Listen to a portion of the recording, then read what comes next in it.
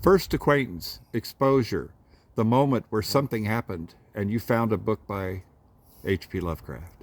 Well, How it old? wasn't a book exactly. It was a story. That is to say, it was in an anthology. But I need to preface this by saying that, as most people know, I hope, I was born in India in 1958.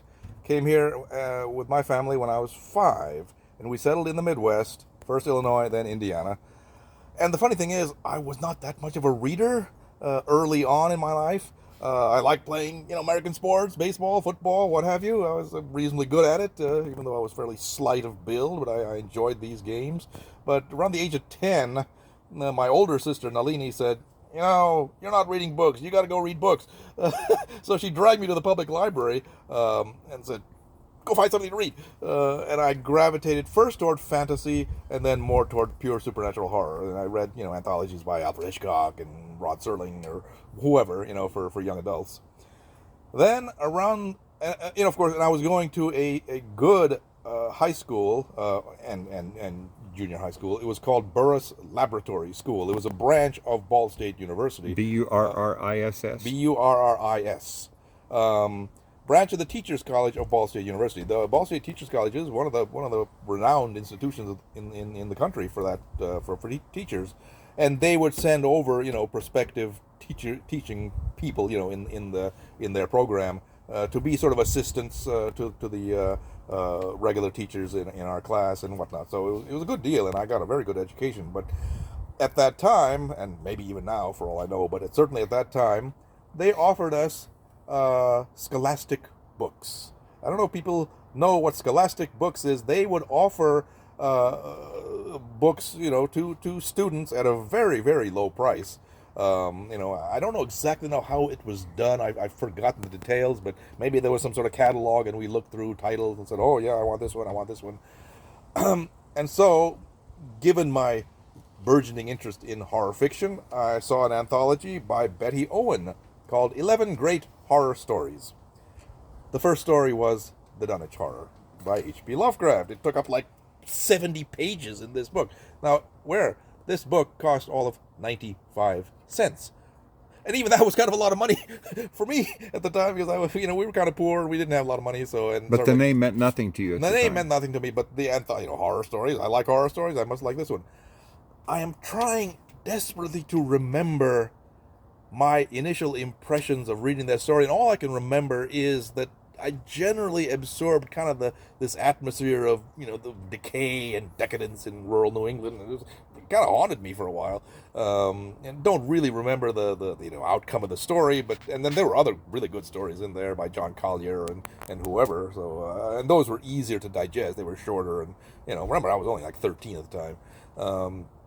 But the name must have stuck in my mind because then a short time later, I went to the public library, which was way better. This was in Muncie, Indiana. The public library in Muncie, Indiana was much better than our school library, which really had next to nothing of that sort.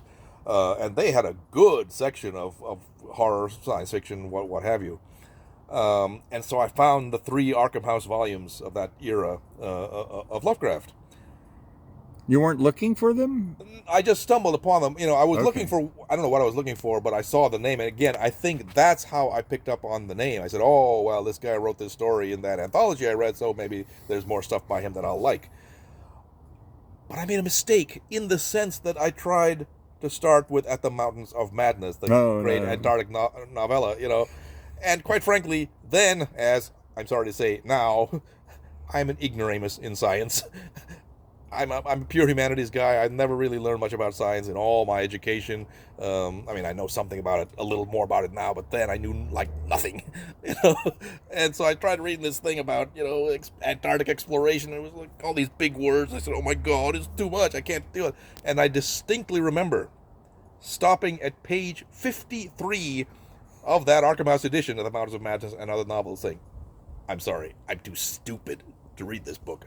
I'll put it away. Some months later, I said, "Oh, damn it!" It was like a challenge. Like, am I really that stupid? Can't I understand this guy?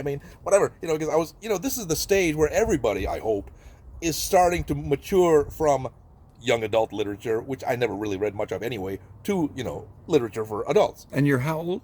I was 13 to 14. Okay. And I thought, I was reading all sorts of other stuff. Magic age. I tell you, I mean, I was reading Bradbury and God knows what else, and other stuff like the Brontes, again, whatever. So I started with the Dunwich Horror and others, much more accessible. That was the volume that August Derleth believed contained Lovecraft's best stories. Now, some of them are quite long, but there are also shorter pieces.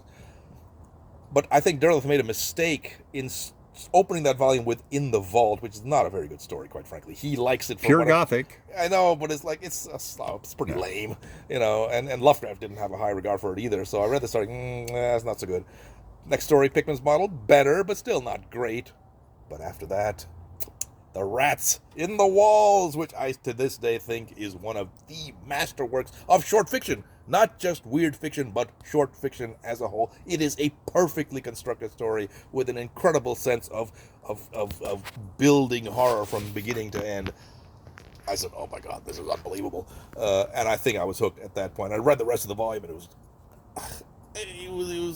mind-blowing, literally mind-blowing. So now we're talking about a eureka moment. Oh, maybe. that was it. I think Rats in the Walls, and really the rest of that volume, I remember The Shadow over Innsmouth, The Shadow Out of Time. I was like, oh my God, this is unbelievable. Those stories are much more comprehensible. I mean, there are a bunch of big words in there too, but not all the scientific jargon that I couldn't understand. But can you explain what it was within you that was responding to this? I don't know. I think that is a good age to get Lovecraft, and I think I was looking for stuff that would take me out of myself, out of my current situation. Not that it was a bad situation. I was, perfectly happy. I was accepted, even though I was an immigrant. I was accepted by all my classmates. I had a good time, but I think at that age you're always looking for something beyond mundane reality, and from the previous horror fiction I'd read, which was fairly conventional ghost stories and haunted houses and stuff, I said, this guy Lovecraft is like way beyond. I mean, he is out there. It's like he's on drugs or something. Not that I ever wanted to take drugs, and never have, but I said, this guy's imagination is way better. And the only comparison really is with Poe. I loved Poe as an early age. I loved Ambrose Bierce. I got to him pretty early, and he said he is in that category and maybe even beyond them. And so, for some reason, I don't know why, I became interested not only in his work, but in him. Yeah. It's like, what? That's the pivot. Yeah, I mean, I don't even know why that happened. Maybe I read some things that suggested that I had some similarities with him personally. Like, he was shy and not very worldly, and I was pretty shy. I was very shy at that time, and didn't really like going out. Even to this day, don't like talking to people on the phone. That kind of freaks me out. That's just my thing. And I think heard you like cats, and I love cats. That was great. So I said, oh, maybe there's some similarities there.